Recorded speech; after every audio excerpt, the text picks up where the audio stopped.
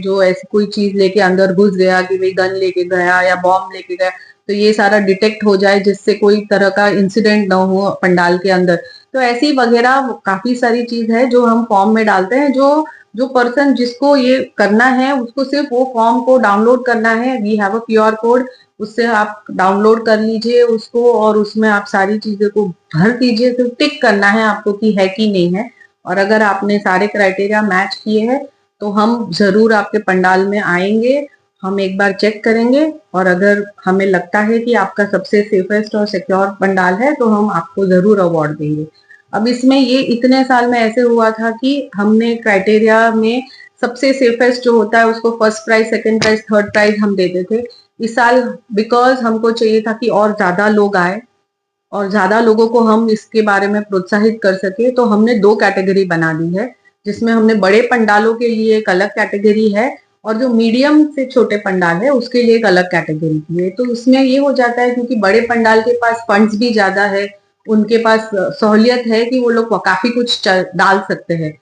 वेरेस middle जो medium size के पंडाल है वहां उतनी सारी चीजें नहीं डल जाती है जितना बड़े पंडाल में होता है, तो उसको भी उतना रिकॉग्निशन मिलना चाहिए, इसीलिए हमने ये दो कैटेगरी करके रखी है। तो मेरी तो बस विनंती है लोगों से कि भाई आप आगे आइए और पार्टिसिपेट कीजिए और प्राइज जीतिए। इसलिए आप विजिट कौन से दिन करते हैं और क्या रहता है आप लोग का? कितने दिन के गणपति वालों को आप देते हैं? जैसे कहीं कहीं पे 7 दिन की गणपति रहती है, कहीं पे 11 दिन की रहती है, तो कैसे लोगों को आप अवार्ड देते हैं? और अवार्ड में क्या सस्पेंस रहता है कि कैसा क्या रहता है? एक्चुअली जो नॉर्मली जो गणपति हम जो 11 दिन वाले जो होते हैं, जो सारे 11 दिन रखते हैं, उसी को हम कंसिडर करते हैं।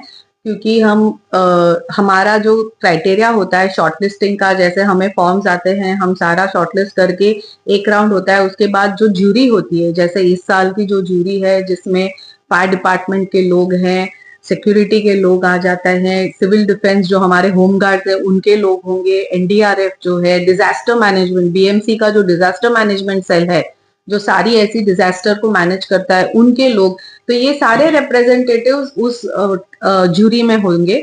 उसके सिवा जो हमारे जो एफएससीआई के लोग हैं, जो फायर में जिसकी स्पेशलिटी है, सिक्योरिटी में है, इलेक्ट्रिकल में है, क्योंकि इलेक्ट्रिकल फायर्स भी बहुत होते हैं, गलत कनेक्शन है, केबल लूज पड़ा है जिसके कारण शॉर्ट सर्किट होके फायर हो जाता है। तो ये इलेक्ट्रिकल जो स्पेशलिस्ट है उनको मिला के हम ये जूरी करते हैं और ये जूरी फिर शॉर्टलिस्ट करती है पंडाल को और फिर हम करीब अराउंड 8वें या 9वें दिन के आसपास हम वो ये विजिट करते हैं पंडाल में।